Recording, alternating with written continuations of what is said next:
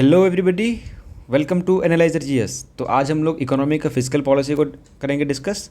देखिए, physical policy से पहले हम लोग बैंकिंग का डिस्कस कर चुके हैं, मॉनेटरी पॉलिसी भी आ चुकी है, फिजिकल पॉलिसी आज आ जाएगी। इन्फ्लेशन जो है आपका इससे नेक्स्ट वीडियो में होगा, टैक्सेशन भी नेक्स्ट होगा, फिर प्लानिंग कमेटी जो है बहुत इंपॉर्टेंट होगा, वो ये अच्छे से करना है कवर, एग्रीकल्चर सेक्टर, फिर पॉवर्टी अनएम्प्लॉयमेंट करना है, फिर इंटरनेशनल फाइनेंशियल इंस्टीट्यूशन। इस तरह से हम लोग का वाइंड अप हो जाएगा पूरा इकोनॉमी, राइट। तो चलते हैं, देखते हैं हम लोग फिजिकल पॉलिसी के बारे में। तो देखते हैं सबसे पहले बात कि फिजिकल पॉलिसी में हम लोग पढ़ेंगे क्या क्या। तो देखिएगा, फिजिकल पॉलिसी को ही ना पब्लिक फाइनेंस भी कहते हैं, और इसमें हम लोग पढ़ेंगे फिजिकल पॉलिसी क्या होता है, कंपोनेंट क्या क्या होते हैं, टाइप क्या क्या हैं, प्रो साइकिलिंग और काउंटर साइकिलिंग किसको बोलते हैं, गवर्नमेंट बजट की क्या होता है, बैलेंस सरप्लस डेफिसिट क्या होता है, ठीक है। उसके बाद फिजिकल FRBM क्या होता है, एन के सिन्हा कमेटी क्या बोली थी, ठीक है। फिर ट्रेंड्स देखेंगे कि फिजिकल पॉलिसी का लास्ट 10-15 ईयर्स का ट्रेंड कैसा रहा है फिजिकल पॉलिसी में, ठीक है। तो चलते हैं हम लोग करते हैं शुरू। डिस्कशन शुरू करने से पहले आपने अभी तक इस प्रोग्राम को अगर अवेल नहीं किया है, देखिए काफ़ी ये सारा प्रोग्राम जो है वो फ्री है। इसमें आपको मेंटोरशिप भी मिल रही है, आपको इसमें मेंटोरशिप मिल रही है, हाईली इंग्लिश वीडियोस मिल रही है, मोस्ट इंपॉर्टेंट चीज़ क्या मिल रही है आपको, टेस्ट सीरीज़ मिल रही है विद वीडियो डिस्कशन, ठीक है। तो इसके लिए आपको कुछ नहीं करना है, आपको इस चैनल को सब्सक्राइब करना है, हमारे टेलीग्राम को ज्वाइन करना है, और हाँ, गूगल में एक फॉर्म होगा इस तरह से, मतलब गूगल में बोल रहा हूँ, डिस्क्रिप्शन में एक फॉर्म होगा, आप जा करके इस गूगल फॉर्म को कर लेंगे ज्वाइन। ऐसे करके सारे जितने भी रिक्वायरमेंट्स हैं इनके फुलफिल कर देंगे, फिर सबमिट कर देंगे। इससे आपको ना टेस्ट सीरीज़ अवेल हो जाएगा, राइट। तो चलते हैं, आप डिस्कशन को शुरू करते हैं। तो सबसे पहले देखते हैं हम लोग फिजिकल पॉलिसी। देखिए, फिजिकल पॉलिसी कुछ नहीं होता है, फिजिकल पॉलिसी होता है management of money by the government. क्या होती है? Management of money by the government. अच्छा, अब हमको बताइए, मैनेजमेंट ऑफ मनी जो मान के चलिए कि गवर्नमेंट के पास 100 रुपये है, ठीक है, तो इसको ये कैसे मैनेज करेगी, राइट। तो जब वो मैनेज करती है ना, तो इसका 3 टाइप होता है। कैसे कैसे मैनेज करती है मैं बता देता हूँ। एक होता है consolidated fund of India, CFI बोलते हैं। एक होता है आपका पब्लिक अकाउंट, और एक होता है आपका कंटेंजेंसी फंड। ये आप तो पॉलिटी में पढ़े होंगे, ये प्रेसिडेंट द्वारा होता है, ये आपका पार्लियामेंट में वोटिंग होती है, इसके लिए प्रॉपर पार्लियामेंट में होती है, और ये जो है ना, ये मिनिस्ट्री ऑफ फाइनेंस के अंतर्गत आती है, राइट। और ये पब्लिक अकाउंट क्या होता है? ये होता कुछ नहीं है, ये होता है आपका कि जो भी गवर्नमेंट सेविंग स्कीम्स होते हैं ना, मान के चलिए प्रोविडेंट फंड है कि आपको पैसा जमा करना है, मतलब कोई आप देखे होंगे आपके घर में अगर कोई गवर्नमेंट एम्प्लॉय होंगे तो उनको प्रोविडेंट फंड मिलता है, PF। तो ये मनी जो है ना, ये मनी आपका यहीं पे होता है, क्या बोलते हैं, यहीं पे होता है आपका डिपॉजिट, ठीक है। और इसी मनी से जो है ना, फिर गवर्नमेंट क्या चलाती है, अपना गवर्नमेंट सेविंग स्कीम्स काफ़ी चलाती है। मतलब गवर्नमेंट सेविंग स्कीम्स जो है, जैसे कि PF आपका मान के चलिए कोई सैलरीड अकाउंट है, उसका 10,000 सैलरी है, तो उसमें अगर 500 अगर आपका PF मनी कटता है, तो वो मनी कहाँ जाता है? वो CFI में नहीं आता है, वो कंटीजेंसी फंड में नहीं आता है, वो कहाँ जाता है आपका? वो आपका जाता है सीधा पब्लिक अकाउंट में। कहाँ जाता है? पब्लिक अकाउंट में, राइट। और इसका कौन हेड करता है इसको? Ministry of finance. तो चलते हैं हम लोग अब नेक्स्ट देखते हैं थोड़ा सा कंपोनेंट ऑफ फिजिकल पॉलिसी के बारे में। तो कंपोनेंट ऑफ फिजिकल पॉलिसी, अच्छा हाँ, उससे पहले एक चीज़ और आप लोग को बताना है कि फिजिकल पॉलिसी का रिक्वायरमेंट क्यों है, ठीक है। फिजिकल पॉलिसी का रिक्वायरमेंट क्यों है? तो फिजिकल पॉलिसी को जो है ना, इसलिए लाया गया ताकि इसमें प्रमोट किया जा सके, इकोनॉमिक ग्रोथ। देखिए, आपको पता होगा मॉनेटरी पॉलिसी के बारे में बताया था ना। मॉनेटरी पॉलिसी में अगर आप वीडियो नहीं देखें तो जाइए पहले वीडियो देखिए। मॉनेटरी पॉलिसी में जो है ना, RBI जो है इन्फ्लेशन को टारगेट करती है, और फिजिकल पॉलिसी में जो है ना, फिजिकल पॉलिसी में इन्फ्लेशन को गवर्नमेंट टारगेट करती है। याद रखिएगा इस चीज़ को, फिजिकल पॉलिसी में गवर्नमेंट इन्फ्लेशन कैसे होगा, कितना कम होगा, तो ये जो इन्फ्लेशन है या ओवरऑल डेवलपमेंट कैसे होगा, तो ये गवर्नमेंट जो है फिजिकल पॉलिसी के थ्रू करती है। लेकिन अगर मॉनेटरी पॉलिसी के एक और इन्फ्लेशन होता है, टारगेट कैसे होता है मॉनेटरी पॉलिसी के थ्रू। और मॉनेटरी पॉलिसी को कौन हेड करता है? वो करता है RBI। अगर आपने लेक्चर पिछले वाला नहीं देखा है तो जाकर के मॉनेटरी पॉलिसी देखिए, क्योंकि इसका नेक्स्ट हम लोग नेक्स्ट लेके आएंगे ना, वो लेके आएंगे हम लोग इन्फ्लेशन। तो वहाँ पे हम लोग मॉनेटरी पॉलिसी और फिजिकल पॉलिसी का दोनों का मतलब मिक्स देखेंगे, राइट। तो चलते हैं हम लोग। तो फिजिकल पॉलिसी क्या करता है, प्रोमोट करता है इकोनॉमिक ग्रोथ को, राइट। और क्या करता है, ये स्टेबिलिटी को मेंटेन करता है, किसको, स्टेबिलिटी, मार्केट का जो स्टेबिलिटी है उसको भी करता है ये मेंटेन। और क्या करता है, इनकम को रीडिस्ट्रीब्यूट करता है कि किसको कहाँ क्या इनकम देना है, कैसे क्या करना है, कैसे मतलब इक्वल हो, ऐसे करके ये ट्राई करता है, राइट। तो काफ़ी हो गया फिजिकल पॉलिसी के बारे में जान लिया हम लोग। अब हम लोग चलते हैं अब कंपोनेंट ऑफ फिजिकल पॉलिसी में। कंपोनेंट ऑफ फिजिकल पॉलिसी में क्या है, एक होता है टैक्सेशन पॉलिसी। टैक्सेशन पॉलिसी में क्या करती है ना कि गवर्नमेंट को मान के चलिए कि मार्केट को कॉन्ट्रैक्ट करना है, तो वो क्या करेंगे, टैक्स बढ़ा देंगे। क्या करेंगे, टैक्स बढ़ा देंगे, राइट। और उनको अगर अगर मान के चलिए कि गवर्नमेंट को ऐसा ऐसा लग रहा है कि नहीं भाई एक्सपेंड करना है, मतलब मार्केट में एक्सपेंड करना है हमको अपना, क्या बोलते हैं, काफ़ी मनी जो है अपना एक्सपेंड करना है, एक्सपेंसरी पॉलिसी अपनाना है, तो क्या कर देंगे, वो टैक्स कर देंगे रिड्यूस। क्या कर देंगे, टैक्स कर देंगे रिड्यूस। अब देखते हैं, यही हो गया यहाँ पर है भी, एक्सपेंसरी पॉलिसी में क्या करता है, टैक्स कर देता है रिड्यूस। और क्या बोलते हैं उसको, सॉरी हाँ, तो टैक्सेशन पॉलिसी में क्या करता है, टैक्स को इंक्रीज़ कर देता है। ये इंक्रीज़ करेगा तो क्या होगा आपका, कॉन्ट्रैक्शनरी आएगा, कॉन्ट्रैक्शनरी आ जाएगा। कॉन्ट्रैक्ट मतलब मार्केट, मतलब थोड़ा सा जो ओवरऑल डेवलपमेंट है वो थोड़ा सा कॉन्ट्रैक्ट हो जाएगा, राइट। लेकिन अगर गवर्नमेंट को मान के चलिए कि ऐसा उसको फील होता है कि नहीं भाई हमको एक्सपेंसरी पॉलिसी अपनाना है, एक्सपेंसरी पॉलिसी अपनाना है, तो वो क्या करेंगे, टैक्स कर देंगे, डाउन कर देंगे टैक्स को, राइट। अब हम लोग आते हैं एक्सपेंडिचर पॉलिसी में। एक्सपेंडिचर पॉलिसी में क्या बात होती है ना कि किस एरिया में, मतलब किस एरिया में कितने रुपए खर्च करना है, ये एक्सपेंडिचर पॉलिसी के थ्रू होता है। क्या होता है, एक्सपेंडिचर पॉलिसी में क्या होता है कि किस एरिया में, मान के चलिए कि हमको बनाना है हॉस्पिटल, तो हॉस्पिटल में कितना पैसा खर्च करना है, हाउ मच मनी, ये डिसाइड जो करता है ना, ये कौन करता है, ये करता है फिजिकल पॉलिसी। लेकिन इसका क्या है कि ये एक्सपेंडिचर पॉलिसी होता है। एक और होता है फिजिकल पॉलिसी में इन्वेस्टमेंट एंड डिसइन्वेस्टमेंट। इन्वेस्टमेंट मतलब है कि कहीं पे इन्वेस्ट कर दिया। डिसइन्वेस्टमेंट ये मतलब है कि कोई भी पब्लिक सेक्टर, जितने भी पब्लिक सेक्टर होते हैं ना, पब्लिक सेक्टर PSUs जो होते हैं, उसको क्या करते हैं, वो मतलब सेल कर देते हैं, उसके जो शेयर्स होते हैं ना, शेयर्स वो कर देते हैं सेल। तो सेल जब करते हैं तो काफ़ी मनी आ जाती है। मनी किन के पास आती है, गवर्नमेंट के पास आती है, तो वो हो जाता है आपका डिसइन्वेस्टमेंट। मतलब पब्लिक सेक्टर अंडरटेकिंग्स के शेयर, जैसे कि LIC है, ठीक है। अब LIC का शेयर को अगर मान के चलिए 10% शेयर अगर वो बेच दी, शेयर कहाँ बेच दिया, मार्केट में बेच दिया, तो गवर्नमेंट के पास पैसा आया ना, मनी बढ़ गया, मनी बढ़ जाएगा, तो इसे ही हम लोग कहते हैं डिसइन्वेस्टमेंट, राइट। अब हम लोग आते हैं डेट एंड सरप्लस मैनेजमेंट पे।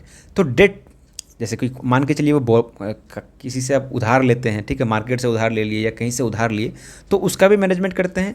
और अगर काफ़ी ज़्यादा फिजिकल, मतलब काफ़ी ज़्यादा पैसा गवर्नमेंट के पास आ जाती है, मान के चलिए कि गवर्नमेंट के पास काफ़ी पैसा आ गया, राइट, मतलब सरप्लस हो गया, जितना हम लोग का एक्सपेंडिचर है उससे ज़्यादा हम लोग के पास रेवेन्यू आ रही है, तो उसको भी मैनेजमेंट कौन करती है, फिजिकल पॉलिसी के द्वारा ही होता है, ठीक है। तो चलते हैं हम लोग नेक्स्ट में। इसका PDF आप लोग को मिल जाएगा, डोंट वरी, टेंशन नहीं लेना है, PDF आपको मिल जाएगा। अब आते हैं हम लोग, देखते हैं टाइप क्या क्या होता है फिजिकल पॉलिसी का। फिजिकल पॉलिसी का जो टाइप होता है वो 2 टाइप का होता है। वो एक होता है एक्सपेंसरी, एक होता है कॉन्ट्रैक्शनरी। इसका मतलब होता है ना कि मार्केट डाउन जाएगा। और एक्सपेंसरी का मतलब क्या होता है कि ओवरऑल डेवलप करना है, ज़्यादा करना है, इंक्रीज़ करना है मार्केट को, ठीक है। तो यहाँ पर क्या करेगा ना, एक्सपेंसरी फिजिकल पॉलिसी के लिए क्या करेंगे हम लोग, गवर्नमेंट स्पेंडिंग को हम लोग बढ़ा देंगे। गवर्नमेंट स्पेंडिंग को कैसे बढ़ाएंगे, जैसे कि हम लोग कर देंगे हॉस्पिटल बना देंगे, स्कूल्स बना देंगे, रोड्स बनाएंगे, इंफ्रास्ट्रक्चर बना देंगे। तो ऐसे में क्या, गवर्नमेंट एक्सपेंडिचर काफ़ी बढ़ जाएगी, तो ओवरऑल डेवलप होगा। अगर मान के चलिए, अब ऐसा अगर गवर्नमेंट का मतलब गवर्नमेंट का अगर मोटो है कि हमको पूरा इकोनॉमी को डेवलप करना है, तो टैक्स तो कर देंगे ना कम, तब ना आपके पास ज़्यादा पैसा रहेगा, तो आप रोटेट कीजिएगा पैसा को। मान के चलिए आप एक इंडिविजुअल हैं, आपके पास 100 रुपये आता है और आप 10 रुपये पहले टैक्स देते थे, 10% आप टैक्स देते थे। लेकिन बाद में क्या हुआ कि गवर्नमेंट बोली कि हम एक्सपेंसरी फिजिकल पॉलिसी अपना रहे हैं, जिससे कि क्या होगा कि आपको अब 8% टैक्स देना पड़ेगा, 2% हम लोग डिक्रीज़ कर दिए। तो आपके पास अब कितना बचा, 92 रुपये बचा। यहाँ पे कितना बच रहा था, 90 रुपये। तो आपके पास जो 2 रुपये का सरप्लस हुआ, इससे आप कुछ ना कुछ तो अच्छा ही काम कीजिएगा ना, जिससे हमारा इकोनॉमी बूस्ट होगा कि नहीं होगा, बताइए आप।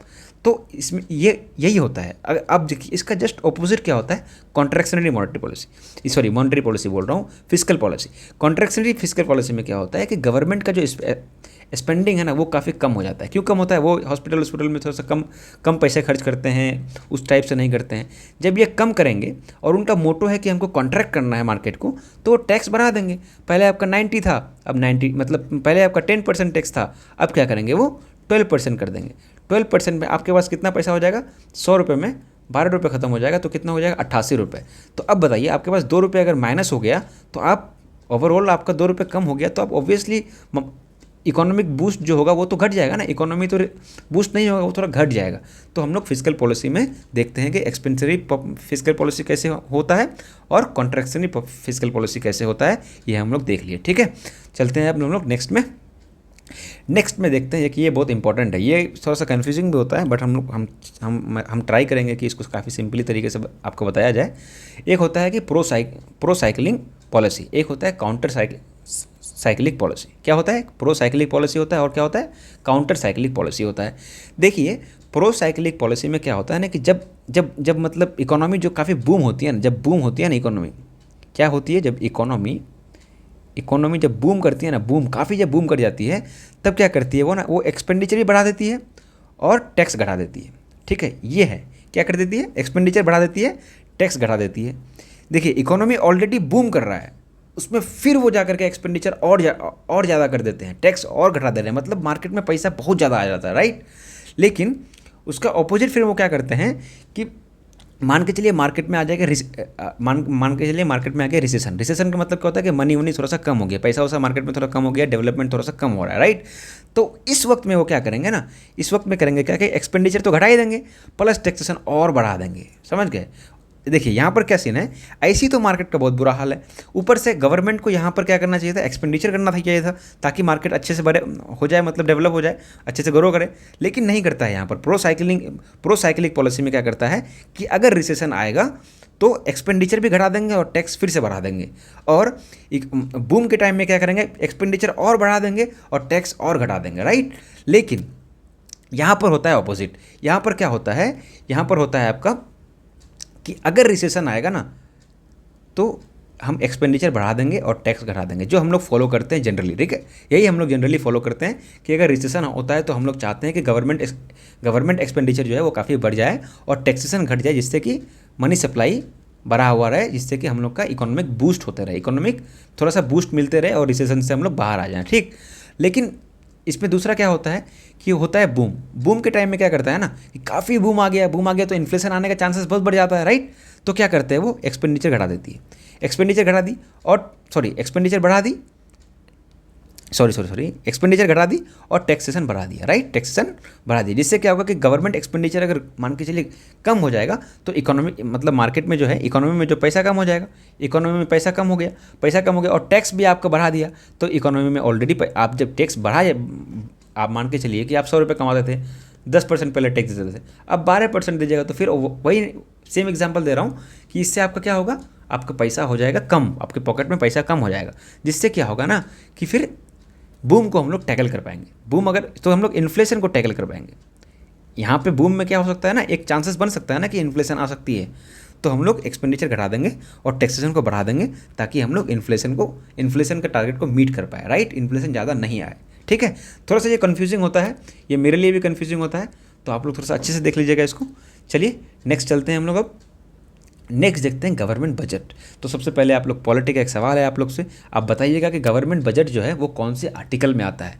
मुझे सबका कमेंट चाहिए, मैं पढ़ूंगा कमेंट, मैं पर्सनली कमेंट को पढ़ूंगा। आप मुझे बताइएगा कि गवर्नमेंट बजट जो है वो कौन से आर्टिकल में आता है। आर्टिकल आप मुझे बताएंगे क्या, आप मुझे आर्टिकल बताएंगे, इसका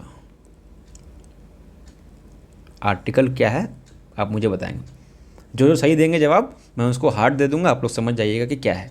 और दूसरा और एक चीज़ मैं बता देता हूँ, चलिए ये चीज़ आप लोग और देखिए, बजट वर्ड जो है ना वो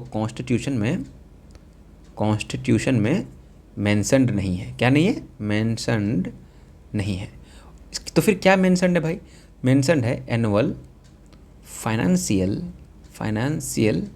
स्टेटमेंट, ये आपका कॉन्स्टिट्यूशन में मेंशन्ड है। मैं आपको आर्टिकल बताऊंगा नहीं, आपको आर्टिकल को कमेंट में लिखना है, मैं पढ़ूंगा, मैं देखूंगा कि आप लोग को सच में मतलब पॉलिटी आती है कि नहीं, या फिर इकोनॉमी में आप कितना, मतलब बीपीएससी का एग्जाम अब 50 डेज़ है, आज नोटिफिकेशन भी आउट हो चुकी है, राइट।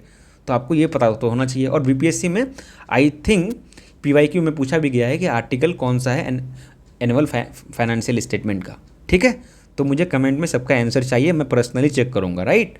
तो चलते हैं, अब देखते हैं हम लोग कि देखिए बजट को जो है ना वो दो टाइप में बांटा गया है। किसको, कितना टाइप में? दो टाइप में। एक होता है रिसीट, एक होता है एक्सपेंडिचर। रिसीट में क्या क्या होता है ना, रेवेन्यू रिसीट होता है, कैपिटल रिसीट होता है, हम लोग पढ़ेंगे इसके बारे में अच्छे से डिस्कशन करेंगे। और दूसरा होता है रेवेन्यू एक्सपेंडिचर, कैपिटल एक्सपेंडिचर। देखिए रिसीट का मतलब ही होता है कि पैसा आ रहा है, क्या आ रहा है? पैसा आ रहा है। एक्सपेंडिचर का क्या मतलब होता है? पैसा जा रहा है, incoming, incoming, out going. Expenditure का क्या मतलब होता है? खर्च करना, मतलब खर्च हम कहाँ करेंगे, मतलब खर्च करूँगा तो मेरा पॉकेट से पैसा बाहर ना निकलेगा भाई। और रिसीट में क्या होता है कि पैसा आता है, वो किसी भी फॉर्म में आ सकता है, चाहे आप उधार ले सकते हैं, लोन ले सकते हैं, या आप किसी कोई चीज़ बेच सकते हैं अपना प्रॉपर्टी। लेकिन रिसीट में क्या होता है कि आपके पॉकेट में पैसा आती है, ठीक है। तो हम अगर यहाँ पॉकेट की बात कर रहे हैं तो कौन सी पॉकेट बात कर रहे हैं? अपना पॉकेट नहीं बात कर रहे हैं, यहाँ आपकी पॉकेट की बात नहीं कर रहे हैं भाई। यहाँ पर हम गवर्नमेंट की जो है ना पॉकेट, मैं गवर्नमेंट इसकी बात कर रहा हूँ, पॉकेट की बात कर रहा हूँ। तो चलते हैं हम लोग अच्छे से इसको देखते हैं, डिस्कशन करते हैं इसको। सबसे पहले हम लोग देखते हैं रिसीट के बारे में। तो देखते हैं रेवेन्यू रिसीट। रेवेन्यू रिसीट में क्या क्या है ना, रिसीट में पहले देखते हैं, रिसीट देखेंगे। रिसीट में अभी आपको बताया मैं कि वो इनकमिंग है सारा। सबसे पहले देखते हैं रेवेन्यू रिसीट। रेवेन्यू रिसीट में क्या है ना कि इसमें क्लेम नहीं होता है। क्या नहीं होता है? गवर्नमेंट क्लेम नहीं कर पाती है भाई कि हाँ ये ऐसा वैसा है, नहीं। और ये क्या करता है? ये फंड करता है कहाँ? प्राइमरी चीज़ों को, मतलब प्राइमरी नेसेसिटीज़ जो होते हैं ना उसको ये फंड करता है। और इसका कोई लाइबिलिटीज़ नहीं होता है, इसको याद रखिएगा, मैं एकदम इसको हाईलाइट कर देता हूँ, इसमें लाइबिलिटीज़ नहीं होता है, राइट। अब आते हैं हम लोग थोड़ा सा देखते हैं कि रेवेन्यू रिसीट के दो टाइप होते हैं। एक होते हैं आपके टैक्स रेवेन्यू रिसीट और दूसरा होता है non tax revenue receipt. Tax revenue receipt के भी दो टाइप होते हैं, एक होता है डायरेक्ट टैक्स, एक होता है इनडायरेक्ट टैक्स। तो डायरेक्ट टैक्स में क्या होता है ना, इनकम टैक्स आप देते हैं, आप नहीं देते होंगे, आपके पापा देते हैं, ठीक है। कॉर्पोरेशन टैक्स देते होंगे आप। उसके बाद आता है आपका पेपर टैक्स, जैसे कि वेल्थ टैक्स हुआ, गिफ्ट टैक्स हुआ। गिफ्ट का भी टैक्स होता है, आपको पता होना चाहिए, गिफ्ट टैक्स होता है, लेकिन हम लोग देते नहीं जनरली। और वेल्थ टैक्स होता है, अगर आप किसी को गिफ्ट करते हैं ना, मतलब गिफ्ट डीड बनाते हैं, आप जाइएगा कभी रजिस्ट्री ऑफिस में, आपको मान के चलिए कोई प्रॉपर्टी गिफ्ट करना है तो आपको गिफ्ट डीड बनाना पड़ेगा। और गिफ्ट डीड में गवर्नमेंट आई थिंक बिहार में 7% गिफ्ट डीड लेती है, 7 या 8% लेती है, मैं खैर वो इंपॉर्टेंट भी नहीं है। तो देखते हैं हम लोग टैक्स रेवेन्यू रिसीट में क्या होता है कि भाई पैसा हमारा आ कैसे रहा है, पैसा हमारा आ कैसे रहा है और कैसे आ रहा है? टैक्स के थ्रू कैसे आ रहा है, याद रखिएगा, किसके थ्रू आ रहा है? टैक्स के थ्रू कैसे आ रहा है? तो टैक्स के थ्रू भाई आता है, इनकम टैक्स के थ्रू आता है, कॉर्पोरेशन टैक्स के थ्रू आता है और पेपर टैक्स के थ्रू आता है। और दूसरा है कि इनडायरेक्ट टैक्स के थ्रू कैसे हमारे पास पैसा आती है। तो आता है कुछ नहीं है भाई, आपका एक्साइज टैक्स होता है। एक्साइज टैक्स किसको बोलते हैं? डोमेस्टिकली प्रोड्यूस जो कुछ जितनी सारी चीज़ें होते हैं उसमें एक्साइज लगाया जाता है, इसलिए आपका एक्साइज इंस्पेक्टर भी होता है। आपको याद है बीपीएससी में एक पोस्ट है एक्साइज इंस्पेक्टर का, ठीक है।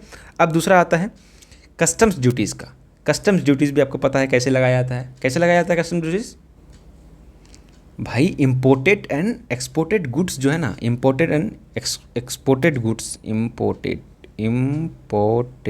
एंड एक्सपोर्टेड, ये जितने भी गुड्स है ना इस पे लगाया जाता है कस्टम ड्यूटीज़, ठीक है। अब हम लोग देखते हैं कि नॉन टैक्स रेवेन्यू रिसीट क्या क्या है। सबसे पहली बात जानेंगे, ये रिसिप्ट नहीं होता है, क्या होता है? रिसीट होता है। नॉन टैक्स रेवेन्यू रिसीट में क्या है ना कि हम लोग जो आप मानते हैं, आप जाते हैं, आप गाड़ी चलाते हैं, ठीक है, आप गाड़ी चलाते हैं, ट्रैफिक का रूल्स का वायलेशन करते हैं तो आपको फ़ाइन ठोकता है, पुलिस फ़ाइन लेती है ना। तो जब वो फ़ाइन लेती है ना तो ये नॉन टैक्स रेवेन्यू रिसीट में आती है, ये अल्टीमेटली गवर्नमेंट के पास जाती है, ठीक है। उसके बाद अब कोई मान के चलिए पब्लिक सेक्टर अंडरटेकिंग है, जैसे एलआईसी हुआ, उसका प्रॉफिट या डिविडेंड जो होता है वो होता है। या फिर मान के चलिए कि गवर्नमेंट ऑफ इंडिया को कहीं से ग्रांट मिला। ग्रांट क्या होता है भाई? कहीं से मतलब बाहर, या किसी भी मान लीजिए ना कि 1 करोड़ रुपए गवर्नमेंट ऑफ इंडिया को मिला ग्रांट्स, तो ये भी जो है वो नॉन टैक्स रेवेन्यू में आता है। और मान के चलिए गवर्नमेंट है ना किसी को पैसा दिया है उधार, तो उससे जो इंटरेस्ट आएगा वो भी आपका किस में आता है? नॉन टैक्स रेवेन्यू रिसीट में आता है, याद रखिएगा। अब आते हैं हम लोग कैपिटल रिसीट में। देखिए रिसीट का मतलब ही क्या है? पैसा आना, पैसा जाना नहीं, पैसा आना। रेवेन्यू रिसीट में क्या होता है ना कि लाइबिलिटी है नहीं, मतलब मेरे पास सिर्फ इनकमिंग है, मतलब मुझे ऐसा नहीं है कि भाई मुझे कोई अगर फ़ाइन दे रहा है तो मुझे उसको वापस करना है। अगर मान के चलिए मान के चलिए कि आपने ट्रैफिक रूल्स तोड़ दिया, आपको फ़ाइन किया गया पुलिस के द्वारा, तो क्या गवर्नमेंट आपको फ़ाइन वापस करेगी? नहीं करेगी भाई, वो लाइबिलिटी नहीं है उनका, वो उनका एसेट्स ही बन जाता है, कंप्लीट एसेट बनता है, मतलब उनको नहीं चाहिए, काइंड ऑफ एसेट ही बन जाता है भाई, आप उनसे वापस नहीं ले सकते हैं। और लेकिन कैपिटल रिसीट में थोड़ा सा होता है उल्टा। कैपिटल रिसीट में क्या होता है ना कि गवर्नमेंट जो है वो पैसा बोरो करती है, कहाँ से? कहीं से भी, मतलब इनसाइड इंडिया जो है या आउटसाइड इंडिया, या फिर क्या करती है कैसे, और सबसे पहले बोरोविंग करती है और पैसा का, और अगर उनको जरूरत पड़ता है तो क्या करती है, वो सेल गवर्नमेंट एसेट्स। इसका मतलब क्या हुआ कि मान लीजिए LIC है, गवर्नमेंट एसेट्स है, या कुछ भी और कोई बॉडी है, रेलवे है, तो इसका शेयर को क्या करते हैं, वो शेयर को बेच देते हैं। उससे शेयर अगर बेच देंगे किसी प्राइवेट एंटिटीज़ को तो उनके पास कैपिटल आ जाती है। कैपिटल गेन होता है कि नहीं होता है? तो यही बात है, कैपिटल गेन होता है। और मान के चलिए कि अगर आप मान के चलिए गवर्नमेंट किसी से लोन ली, आपसे लोन ली 20 रुपये, तो भाई गवर्नमेंट आपसे लोन ली तो 20 रुपये तो आपको वापस करना पड़ेगा ना इंटरेस्ट के साथ। तो ये लाइबिलिटी क्या नहीं हुआ? बिल्कुल लाइबिलिटी हुआ, इसलिए ये लाइबिलिटी हुआ। और इसमें एसेट लॉस होता है कि नहीं होता है? अब मान के चलिए यहाँ पर LIC का शेयर बेच दिए, और LIC क्या था? एसेट था, राइट। तो LIC का जो शेयर था वो आपका एसेट था, तो आप अगर LIC का शेयर को बेच दिए तो आपका एसेट लॉस नहीं हुआ क्या? बिल्कुल लॉस हुआ भाई, एसेट लॉस हुआ। तो चलते हैं, और हमको एक चीज़ हमेशा याद रखिएगा कि CFI जो है ना, क्या होता है? कंसोलिडेटेड फंड ऑफ इंडिया जो है वो रेवेन्यू रिसीट और कैपिटल रिसीट, मतलब revenue receipt plus capital receipt का जो पैसा होता है उसी के थ्रू हम लोग क्या बनाते हैं? CFI, consolidated fund of India. आप लोग को याद है ना कौन सा देना है, आर्टिकल बताना है? बजट, मतलब एनुअल फाइनेंशियल स्टेटमेंट का कौन सा बजट है ये आपको कमेंट में बताना है। मैं तभी वीडियो लेके आऊँगा, मैं बता देता हूँ। अगर मुझे कमेंट नहीं मिले प्रॉपर तो मैं वीडियो लेके भी नहीं आऊँगा नेक्स्ट इन्फ्लेशन का। चलिए नेक्स्ट चलते हैं। अब हम लोग देखते हैं एक्सपेंडिचर। हम लोग क्या देख लिए? रिसीट देख लिए। अब हम लोग देखते हैं, देखिए रिसीट में क्या था? इनकमिंग, गवर्नमेंट के पास पैसा आ रही है। अब है क्या ना कि एक्सपेंडिचर में है क्या कि गवर्नमेंट से पैसा जा रही है, कहीं पे वो खर्च कर रही है। तो खर्च वो दो जगह करती है, दो टाइप से। एक होता है उसका रेवेन्यू एक्सपेंडिचर, एक होता है उसका कैपिटल एक्सपेंडिचर, ठीक है। एक होता है रेवेन्यू एक्सपेंडिचर और दूसरा क्या होता है? Capital expenditure.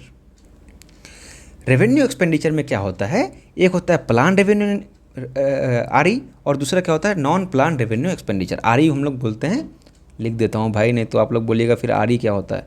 तो रेवेन्यू एक्सपेंडिचर एक होता है प्लान। प्लान में क्या क्या आता है ना कि जैसे 5 ईयर प्लान का नाम सुने थे आप? हम लोग पढ़ेंगे, डिस्कशन करेंगे 5 ईयर प्लान। बहुत काफ़ी बार BPSC काफ़ी क्वेश्चन पूछ चुकी है अब तक 5 ईयर प्लान से। और एक 5 ईयर प्लान हो गया, इसमें टोटल कितने होते हैं? 6 आइटम होते हैं, जिसमें से एक 5 ईयर प्लान हुआ। और क्या होता है कि इसमें central assistant to the state and UT। मान के चलिए कि कभी आप सुने होंगे कि गवर्नमेंट स्टेट को ये देती है, असिस्टेंट देती है कि भाई तुम ये काम कर लो। मान के चलिए कि किसी स्टेट में डिजास्टर आ गया, जैसे कि बिहार में कोसी के थ्रू फ्लड आ गया, तो अब भाई गवर्नमेंट के पास इतने पैसे हैं नहीं, स्टेट गवर्नमेंट के पास, तो वो सेंट्रल गवर्नमेंट को रिक्वेस्ट करती है कि भाई आप मुझे कुछ फाइनेंशियल असिस्टेंस दे दो। बोलती है कि नहीं बोलती? आप सुने अभी हाल ही में उत्तराखंड या हिमाचल में, यहाँ पे जो आई थी बाहर, क्या बोलती है, हिमाचल प्रदेश में, तो वो बोल रही थी ना कि सेंट्रल गवर्नमेंट को रिक्वेस्ट कर रही थी हमको असिस्टेंस दे दीजिए। तो अगर बिहार के केस में आप समझिए, तो बिहार के स्टेट गवर्नमेंट अगर सेंट्रल गवर्नमेंट को रिक्वेस्ट करेगी या किसी को हमको असिस्टेंस दो, तो ये असिस्टेंस भी जो है ना, ये प्लान मतलब रेवेन्यू एक्सपेंडिचर का हिस्सा होता है। क्या होता है? ये होता है रेवेन्यू एक्सपेंडिचर में प्लान रेवेन्यू एक्सपेंडिचर। दूसरा क्या होता है? Non plan revenue expenditure. Non plan revenue expenditure में क्या होता है कि भाई ये कंपलसरी है। कंपलसरी क्या क्या है? आप अगर मान के चलिए जॉब, आपके पास आपके पापा जॉब करते हैं तो उनको सैलरी देना है, उनको पेंशन भी देना है। कहाँ से देना है? PF से पेंशन देना है ना। उसके बाद किसानों को सब्सिडीज़ देना है, डिफेंस में एक्सपेंडिचर करना है, डिफेंस में कि भाई मेरा डिफेंस कैसे ये हो। उसके बाद इंटरेस्ट, जो मान के चलिए गवर्नमेंट किसी से मैं आपको बोला था ना कि गवर्नमेंट आपसे 100 रुपये उधार ले रही है, तो वो आपको इंटरेस्ट पे करेगी। तो वो इंटरेस्ट जो पे करेगी ना, वो नॉन प्लान रेवेन्यू एक्सपेंडिचर से होती है। कहाँ से होती है? नॉन प्लान रेवेन्यू एक्सपेंडिचर से। चलिए, और इसमें याद रखिएगा ये 6 आइटम इसमें होते हैं। और इसमें अब मुझे एक बात बताइए, कॉमन सेंस की बात है कि अगर 5 ईयर प्लान में बना रहा हूँ, सेंट्रल किसी को असिस्टेंस दे रहा हूँ या फिर सैलरी दे रहा हूँ, सब्सिडीज़ दे रहा हूँ, तो क्या इसमें एसेट क्रिएट हो रहा है? क्या इसमें एसेट क्रिएट हो रहा है? नहीं भाई, एसेट क्रिएट कैसे होगा? आपको मैं सैलरी दे रहा हूँ, इससे एसेट थोड़ी ना बना रहा हूँ। एसेट का क्या मतलब होता है कि वो फिजिकल प्रेजेंस होना चाहिए, या फिजिकल प्रेजेंस हो या डिजिटल प्रेजेंस। अभी आज के टाइम में अब उसको ये भी ले सकते हैं कि अब इंटेलेक्चुअल प्रॉपर्टी है या कोई एसेट्स है जो मतलब डिजिटलाइज्ड है, तो उसको भी आजकल आप एसेट बोल सकते हैं। बट एसेट जो है वो फिजिकली प्रेजेंट होना चाहिए। तो भाई सैलरीज सब्सिडीज़ में ये एसेट क्रिएट नहीं करता है।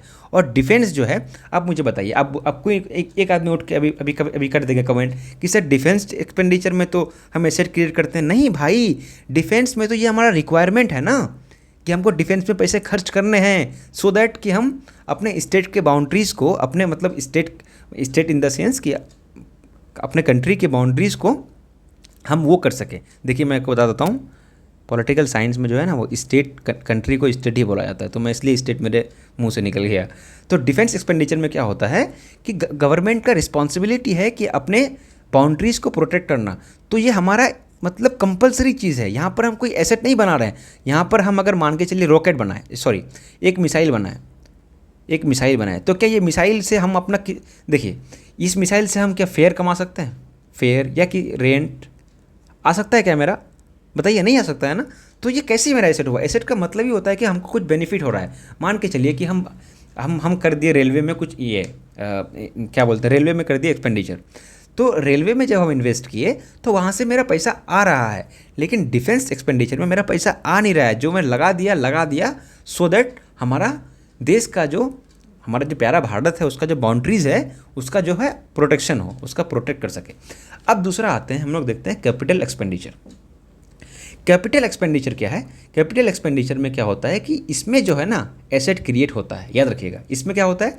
एसेट क्रिएट होता है। अब मैं बताता हूँ, ये दो टाइप का होता है। एक होता है प्लान सी और दूसरा होता है नॉन प्लान कैपिटल एक्सपेंडिचर। इसमें 3 आइटम है। क्या क्या है? एक इंफ्रास्ट्रक्चर, जैसे कि हॉस्पिटल बना दिए, स्कूल्स बना दिए। इससे क्या होता है ना कि एक कैपिटल एक्सपेंडिचर, रोड बना दिए, हाईवे बना दिए, पुल बना दिए, मान के चलिए एक ब्रिज बना दिए। तो ब्रिज बना दिए तो इकोनॉमिक एक्टिविटी बढ़ेगी, बिल्कुल बढ़ेगी। अब मान के चलिए, आप इमेजिन कीजिए कि अगर महात्मा गांधी सेतु जो अब पटना में जो है गंगा नदी के ऊपर जो है पुल, उसमें अगर पुल नहीं बनाएंगे तो कितना इकोनॉमिक एक्टिविटीज़ रुकेगी कि नहीं? तो ये होता है इंफ्रास्ट्रक्चर।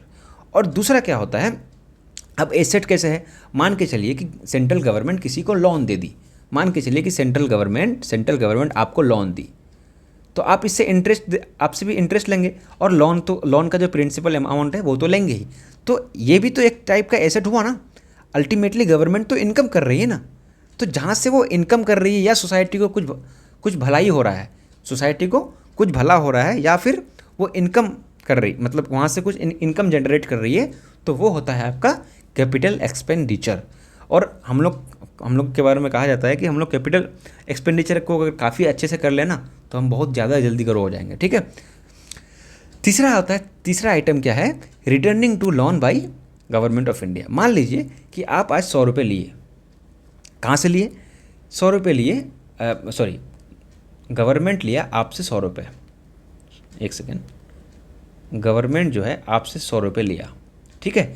तो गवर्नमेंट 100 रुपये लिया, अब अगर वो आपको रीपे कर दिया, मतलब चुका दिया, तो भाई पहले मेरे पास लाइबिलिटी था, पहले मैं कर्ज में था, अब मैं 100 रुपये आपको दे करके मैं कर्ज मुक्त हो गया।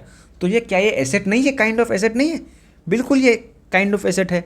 तो ये भी कैपिटल एक्सपेंडिचर में आता है। और याद रखिएगा, ये होता है कितना? 3 होता है, और ये इसमें कितना होता है? 6 आइटम होते हैं, 6 आइटम। ठीक है, इतना ही हम लोग को जानना है। चलते हैं हम लोग नेक्स्ट है बैलेंस्ड, सरप्लस और डेफिसिट बजट। देखिए बैलेंस में क्या होता है ना कि बैलेंस में होता है आपका रेवेन्यू एक्सपेंडिचर बराबर कैपिटल एक्सपेंडिचर। ये जो है वो आपका क्या हो जाना चाहिए? बराबर हो जाना चाहिए। नहीं सॉरी, इसमें क्या होना चाहिए? बैलेंस में क्या होगा? रेवेन्यू एक्सपेंडिचर बोल रहा था, बाई मिस्टेक हो गया। बैलेंस में क्या होना चाहिए कि आपका रेवेन्यू ओवरऑल, मैं एकदम स्पेसिफिक चले गया था, रेवेन्यू जो होना चाहिए वो एक्सपेंडिचर के बराबर होना चाहिए। मतलब भाई मैं जितना खर्च कर रहा हूँ उतना मैं कमा भी रहा हूँ। हिंदी में लिख देता हूँ, मैं जितना कमा रहा हूँ उतना मैं खर्च कर रहा हूँ। ठीक है, तो वह बैलेंस है। आप मान के चलिए आप 100 रुपये कमा रहे हैं और 100 रुपये खर्च करते हैं, तो ये बैलेंस है ना। अब आता है दूसरा, आता है आपका surplus. Let me change the colour of the pen. दूसरा आता है सरप्लस। अब सरप्लस आप थोड़ा सोच के बताइए क्या हो सकता है। अरे भाई सरप्लस में क्या होगा ना कि आपका रेवेन्यू जो है वो ज़्यादा होगा किससे, एक्सपेंडिचर से। एक्सपेंडिचर से क्या होगा, अब मान के चलिए कि आप 100 रुपये कमा रहे हैं, सॉरी 100 रुपये आप यहाँ कमा रहे हैं और आप खर्च कर रहे हैं 90 रुपीज़, तो ये सरप्लस ही तो हुआ आपके लिए, राइट। अब आता है तीसरा, आता है डेफिसिट। डेफिसिट, तो डेफिसिट बजट में क्या होता है, पहला होता है तीन चार टाइप का होता है। एक होता है बजट डेफिसिट, दूसरा होता है फिजिकल डेफिसिट, तीसरा होता है रेवेन्यू डेफिसिट। तो देखिए बजट डेफिसिट में क्या होता है ना कि टोटल एक्सपेंडिचर, मतलब टोटल एक्सपेंड कितना कर रहे हैं, टोटल एक्सपेंडिचर हम कितना कर रहे हैं और हम मेरा कमाई कितना हो रहा है। टोटल मतलब कैपिटल भी और रेवेन्यू भी। यहाँ पे क्या है, कैपिटल भी है, CE भी है, प्लस RE भी है, और यहाँ क्या है, CR भी है, capital revenue, sorry capital receipt plus revenue receipt, ठीक है। तो ये इसमें क्या है कि टोटल एक्सपेंडिचर जो है, मतलब कितना मतलब मेरा एक्सपेंडिचर कितना कर रहा हूँ, उससे अगर रिसीट अगर ज़्यादा है, मतलब एक्सपेंडिचर ज़्यादा है और रिसीट मेरा कम है और एक्सपेंडिचर ज़्यादा है, तो इसका मतलब है कि मेरा बजट डिफिसिट में चल रहा है। ऑब्वियसली भाई आपका मान के चलिए डिफरेंट सोर्सेज 100 रुपये कमाई हैं और आप खर्च कर दे रहे हैं भाई 120 रुपये, तो आप -20 रुपये डेफिसिट में तो जाएंगे ना, मतलब आप तो कर्ज में ही रहेंगे। डेफिसिट का मतलब कुछ नहीं होता है, डेफिसिट का मतलब आप सिंपली जान लीजिए वो होता है कर्ज में है हम, ठीक है, कर्ज में। दूसरा होता है फिजिकल डिफिसिट। फिजिकल डिफिसिट का मतलब क्या होता है, फिजिकल का मतलब होता है मनी। आप जानते हैं कि इसका कनेक्शन क्या है कि गवर्नमेंट कैसे मैनेज करती है पैसों को, ठीक है। तो इसमें क्या होता है ना कि आप कितना एक्सपेंडिचर कर रहे हैं। आप मान के चलिए अगर 100 रुपये एक्सपेंडिचर कर रहे हैं और आपका कमाई है आपका 90 रुपीज़, ठीक है, तो ये भी हो गया आपका फिजिकल डेफिसिट। लेकिन आप अगर बोलिएगा सर रिसीट में तो सर बोरोविंग भी था, बोरोविंग था, राइट, अभी थोड़ी देर पहले देखे ना कि बोरोविंग था ना। अगर आप हम लोग देखें ना कि टोटल रिसीट में अगर आप देखिएगा तो उसमें बोरोविंग था एक जगह। कहाँ था बोरोविंग भाई, कैपिटल रिसीट में आप जाइएगा ना, कैपिटल CE में अगर आप जाइएगा तो वहाँ पे था बोरोविंग। क्या था, बोरोविंग। एक होता है इन्वेस्टमेंट और एक होता था borrowing loan by government of India. मैं आपको दिखा रहा हूँ, एक सेकेंड। क्या था, कैपिटल रिसीट में था ना, कैपिटल रिसीट देखिए, बोरोविंग मनी बाय गवर्नमेंट। तो यहाँ पर क्या होगा ना, यहाँ पर क्या होगा ना कि फिजिकल डिफिसिट में क्या होगा कि इस बोरोविंग मनी को जो है हम लोग जोड़ेंगे नहीं, हम लोग नहीं मेंशन करेंगे। देखिए मान के चलिए इसको हम मेंशन कर दिए, इसको अगर मेंशन कर देंगे तो फिर मनी सप्लाई तो बढ़ जाएगा ना, मतलब काफ़ी मतलब सही डेटा नहीं मिल पाएगा। तो हम लोग क्या करते हैं, इसको पहले ही हटा देते हैं और हम लोग क्या करते हैं, सिर्फ डिसइन्वेस्टमेंट और जितना लोन लेते हैं हम लोग बाहर से उसको में रखते हैं, और हम लोग कितना टोटल खर्च करते हैं, टोटल खर्च करते हैं इसको, और मान के चलिए 100 रुपये लिए और 90 रुपये मतलब 110 रुपये हम, मेरे 90 रुपीज़ ही मेरा इनकमिंग है, तो यहाँ भी मेरा फिजिकल डिफिसिट हो गया। अब दूसरा आता है रेवेन्यू डिफिसिट। रेवेन्यू डिफिसिट में क्या होता है ना कि आपका रेवेन्यू एक्सपेंडिचर जो है, रेवेन्यू एक्सपेंडिचर भी हम लोग पढ़े, रेवेन्यू एक्सपेंडिचर जो है वो ज़्यादा हो, मतलब रेवेन्यू एक्सपेंडिचर जो है वो ज़्यादा होता है और रेवेन्यू रिसीट हम लोग का हो जाता है कम। मतलब कमाई जो है कम हो जाता है और खर्च फिर यहाँ पे बढ़ जाता है, किसमें, रेवेन्यू एक्सपेंडिचर में।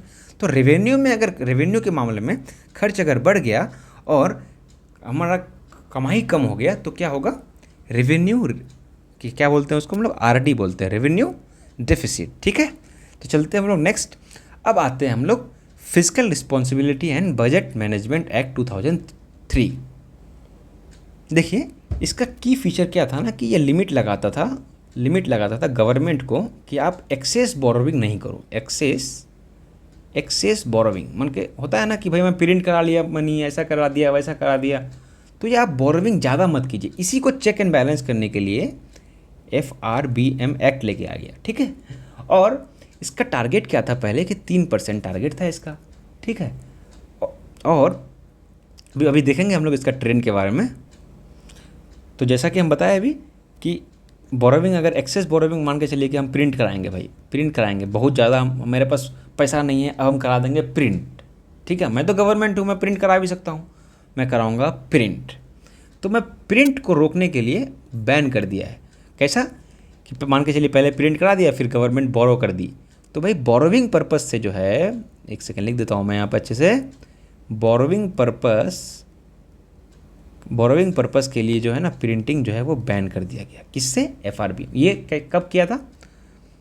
2006 में के टाइम में। देख लीजिएगा एक बार फिर भी। देखिए उसके बाद है ना इसमें और क्या क्या चीज़ था, इसमें कुछ एनुअल रिपोर्ट भी आपको करना पड़ता था प्रेजेंट। क्या क्या करना पड़ता था? Annual report along with budget करना पड़ता था, फिजिकल पॉलिसी स्टेटमेंट करना पड़ता था, physical policy statement strategy framework. मैं लिख देता हूँ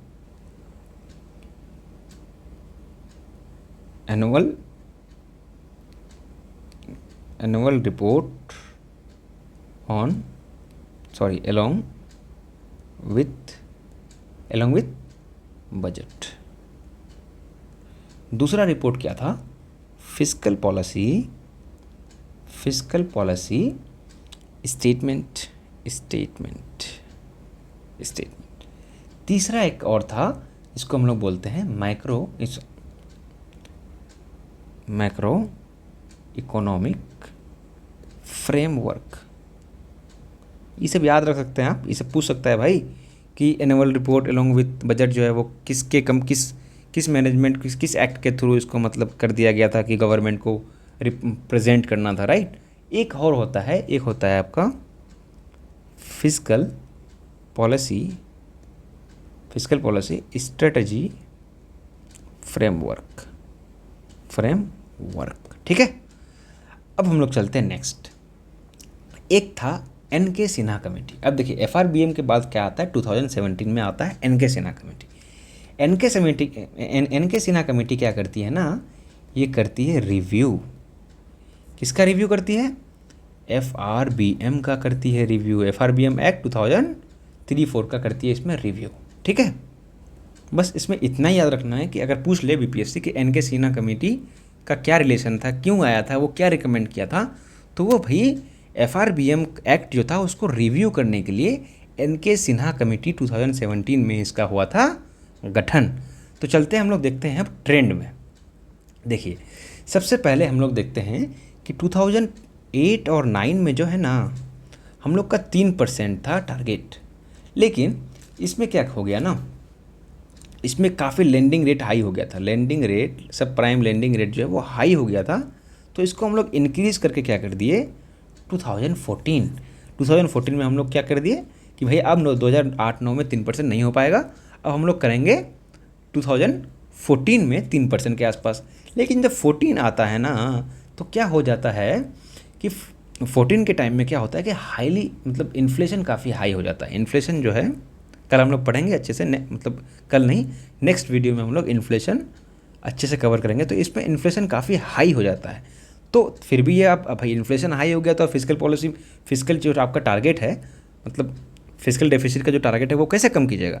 तब हम लोग फिर से आगे बढ़ गए। आगे कहाँ बढ़ गए हम लोग? 2018 में आ गए। 2018 में आ गए तो यहाँ पर आपको पता ही है 2018 में क्या हुआ था। एक बहुत ही इंपॉर्टेंट चीज़ हुआ था 2018 में। यहाँ बोले हम लोग कि 2018 तक हम लोग 3% कर देंगे। यहाँ हो गया आपका डीमोनेटाइजेशन। अब भाई डीमोनेटाइजेशन हो गया तो पब्लिक के पास वैसे भी पैसे कम हो गई, तो फिर गवर्नमेंट ने क्या किया कि चलो भाई अब 2018 नहीं, अब 2021 में करेंगे। कितना करेंगे? अब हम लोग करेंगे 4.5%। कितना? कि भाई फिजिकल डिफिसिट का हम लोग 4.5% लेके आएंगे। लेकिन आपको पता ही है कि 2021 में क्या हुआ था? 2021 में आ गया था फिर आपका कोविड-19। ठीक है, फिर कोविड-19 आ गया तो फिर भाई अब भाई बोले ये अच्छा तो होगा नहीं, तो फिर हम लोग टारगेट को एक्सटेंड कर दिए। बोले कि 2022 से 23 तक करेंगे 6.4% और 2023-24 में करेंगे हम लोग 5.8% और हम लोग 2025 में करेंगे 5.1%, राइट। और आप लोग को बताना है, क्या बताना है कि अभी करंट में जो है ना, करंट में फिजिकल डेफिसिट कितना है। देखिए आपको 2 क्वेश्चन बताना है। आप कैसे बताइएगा? पहला लिखिएगा, एक ऐसे लिखिएगा, फिर 2 ऐसे लिखिएगा। ठीक है, फर्स्ट एंड सेकंड करके ऐसे करके आप कमेंट में कीजिएगा और मैं पढ़ूंगा। मैं फिर से कह रहा हूँ, मैं पर्सनली सारे कमेंट को देखूंगा और मैं रिप्लाई भी करूँगा। ठीक है, जो जो सही देंगे जवाब उसको रिप्लाई मिलेगा। ठीक है, तो चलिए ये भी आप याद रखिएगा, एक जस्टिस BN कृष्णा कमेटी जो है ये भी आपका फिजिकल पॉलिसी का फ्रेमवर्क को डिज़ाइन किया था। ठीक है, मतलब फिजिकल पॉलिसी से रिलेटेड थे ये, राइट। ये बनाए थे आपका FSLRC। क्या होता है FSLRC का मतलब? होता है द फाइनेंशियल सेक्टर लेजिस्लेटिव क्या होता है? रिफॉर्म्स कमीशन को ये हेड किए थे। कौन किए थे हेड? BN श्रीकृष्णा साहब। BN श्रीकृष्णा साहब कौन थे? ये तो सुप्रीम कोर्ट का आपका फॉर्मर जज थे। ठीक है, तो ये भी आपका फिजिकल पॉलिसी से रिलेटेड था। चलते हैं, हो गया हम लोग का डिस्कशन ख़त्म। देखिए अब हम लोग का नेक्स्ट क्या होगा? नेक्स्ट आएगा हम लोग का इन्फ्लेशन। ठीक है, तो आप देखिए बैंकिंग हो गया हम लोग का, मॉनेटरी पॉलिसी भी हो गया, आज फिजिकल पॉलिसी भी हो गया। ठीक है, कमेंट में बताइएगा कैसा कमेंट लगा, सारा बताइएगा। फिर हम लोग आएंगे इन्फ्लेशन पे, फिर हम लोग प्लानिंग में देखेंगे, टैक्सेशन देखेंगे। देखिए BPSC के लिए आपका साइंस एंड टेक्नोलॉजी का सारा यहाँ पर चल रहा है, जो मैं ही क्लास ले रहा हूँ। बिहार स्पेशल भी आपका चल रहा है, ज्योग्राफी भी आपका कंप्लीट हो रहा है, इकोनॉमी भी आपका चल ही रहा है, आज अब लेक्चर ले ही रहे हैं, मैथमेटिक्स भी चल रहा है, और मंथली करंट अफेयर्स तो चल ही रहा है, plus topic wise current affair. जैसे कि अभी लास्ट वीडियो में आप पर्सन इन न्यूज़ का वीडियो आपने देखा होगा। ठीक है, तो आप ना देखिए हम लोगों का टीम जो है, मैं आपको बात बताता हूँ ना, मैं आप लोगों से ये सारा चीज़ जो जितना आप अवेल करते हैं ना, फ्री मेंटरशिप, टेस्ट सीरीज़ और हाईली इंटरेस्ट वीडियो, तो इससे आपको काफ़ी हाईली चार्ज आपको देना पड़ता है, राइट। पेड कोर्सेस लेना होता है, लेकिन फिर भी इस तरह का आपको कंटेंट नहीं मिलती है। लेकिन हम लोग क्या करते हैं ना, हम लोग आपको सारा चीज़ फ्री में दे रहे हैं। तो आपसे बस यही रिक्वेस्ट है हमारी कि आप इसको ज़्यादा से ज़्यादा शेयर कीजिए, दोस्तों से शेयर कीजिए, लाइक कीजिए, कमेंट कीजिए और बताइए। और आप मेंटरशिप से जुड़िए कि आपको कहाँ क्या प्रॉब्लम होता है, एंगेजमेंट बढ़ाइए, आपको क्या ज़रूरत है, कहाँ आप लैग कर रहे हैं, ये सारी चीज़ें जो है आप मेंटरशिप वाले इसमें जाइए। आप देखिए इसमें लिंक है ना, ये लिंक में जाइएगा आप, तो इस टेलीग्राम ID में आप जुड़िएगा ना, तो वहाँ पे पिन किया हुआ है, पिन है, क्या किया हुआ है? पिन किया हुआ है। उस मैसेज में जाकर आप क्लिक कीजिएगा तो आपको मेंटरशिप भी मिल जाएगा आपको। और आपको डिस्क्रिप्शन में, अगर आप यूट्यूब के डिस्क्रिप्शन में जाइएगा तो आपको टेस्ट सीरीज़ के लिए गूगल फॉर्म का लिंक मिल जाएगा। आपको 1 मिनट लगेगा, आप गूगल फॉर्म को जो है फिल कर दीजिएगा। उससे क्या होगा ना कि हम आपको टेस्ट सीरीज़ जो है आपको अवेल करा देंगे और आपको वीडियो डिस्कशन भी उसका दे देंगे, राइट। देखिए हम लोग का मोटिवेशन जो है ना, एक दिन में मेरी तबीयत काफ़ी ख़राब थी लास्ट साइंस एंड टेक वाली वीडियो में, आप देखना कभी कि मैं उसमें मतलब मेरा टंग सही से काम नहीं कर रहा है, मतलब मैं सही से बोल नहीं पा रहा था। बट इतना तबीयत ख़राब होने के बावजूद आप लोग के लिए वीडियो लेके आते हैं। डेली लगभग 2 वीडियो आती है, 2-3 वीडियो। तो हमारे टीम को बहुत एफर्ट लगता है, और एफर्ट लगता है तो हम आपसे पेड नहीं लेते हैं, हम आपसे कोई चार्ज नहीं लेते हैं। तो हम क्या चाहते हैं आपसे? हम आपसे चाहते हैं कि भाई आप मेरा सब्सक्राइब कर दो, ताकि जो हम अकेले नहीं हैं ना भाई, हमारे साथ पूरी एक टीम है। अगर आप सपोर्ट करेंगे तो वो पूरी टीम को एनर्जी आएगी, तो वो अच्छा कंटेंट, अच्छा PPT, अच्छा मतलब क्या बोलते हैं उसको, अच्छे टॉपिक्स, PYQs को अच्छे से और भी अच्छे से करेंगे। तो उससे क्या होगा ना कि आप अगर सब्सक्राइब कर देंगे, शेयर कर देंगे, लाइक कर देंगे, तो हमारी टेक्निकल टीम जो है या हमारी PPT वाली टीम, हमारा जो कंटेंट वाली टीम है, वो जब उसको देखेंगे अच्छे से तो उनको लगेगा कि यार कुछ तो हो रहा है बड़ा, मतलब लोग तो कम से कम अप्रिसिएट तो कर रहे हैं ना। कमेंट करके अप्रिसिएट किया कीजिए, कमेंट करके बताया कीजिए कहाँ सुधार हो सकता है, कहाँ अच्छा हो सकता है, कैसा आपको लेक्चर लगा। तो ये सारे चीज़ से क्या होगा ना, ये सारी चीज़ से हमारे जो, आप देखिए एक दिन में 2 से 3 वीडियो लाना बहुत टफ है। और आप हमारे टीम को 1 रुपये भी नहीं दे रहे हैं, 1 रुपये भी नहीं दे रहे हैं, ठीक है। और हमारी टीम में इतने सारे लोग काम कर रहे हैं, कोई यूट्यूब को संभाल रहा है, कोई टेलीग्राम को संभाल रहे हैं, कोई PPT बनाते हैं, कोई कंटेंट को छांट के लेके आते हैं, कोई PYQs को देखते हैं, फिर हम लोग जितने एजुकेटर्स हैं वो लोग पढ़ते हैं, फिर आपको पढ़ाते हैं, ठीक है। तो ये बहुत टफ है, आपसे 1 रुपये भी चार्ज नहीं लिया जा रहा है। तो आप जाइए, इसको सब्सक्राइब कीजिए। देखिए मैं आज एक डेटा देख रहा था, मुझे अपनी टेक्निकल टीम ने बताई कि 80% लोग जो है ना रेगुलर वॉच करते हैं, लेकिन वो सब्सक्राइब नहीं करते, पता नहीं क्यों। वो आएंगे फिर आज ये वाली वीडियो देखेंगे, लेकिन वो सब्सक्राइब नहीं करते। भाई सब्सक्राइब कर लेंगे ना तो हमारी पूरी टीम का जो है काफ़ी मतलब मोरल जो है वो काफ़ी हाई हो जाएगा, तो वो आपके लिए और भी अच्छा सारा अच्छा कंटेंट लेके आएंगे, ठीक है। तो चलिए इसी के साथ हम लोग अपना डिस्कशन को एंड करते हैं। और हाँ, last but not the least, आपको एनुअल फाइनेंशियल स्टेटमेंट का आर्टिकल बताना है, पहला क्वेश्चन। दूसरा क्वेश्चन ये है कि आपको बताना है कि अभी हमारा फिस्कल डेफिसिट कितना % है। ये बताइएगा भाई, मैं कमेंट को देखूंगा। अगर मुझे कमेंट में रिस्पॉन्स नहीं मिला तो मैं इकोनॉमी का मैं समझ जाऊंगा कि भाई बच्चे इकोनॉमी में इंटरेस्टेड नहीं है, ठीक है। तो मैं लाऊंगा भी नहीं, मैं एनर्जी क्यों वेस्ट करूँ भाई अपना, कहीं और एनर्जी लगाऊंगा फिर। चलिए, तो अपना बहुत बहुत ख्याल रखिएगा। Thank you.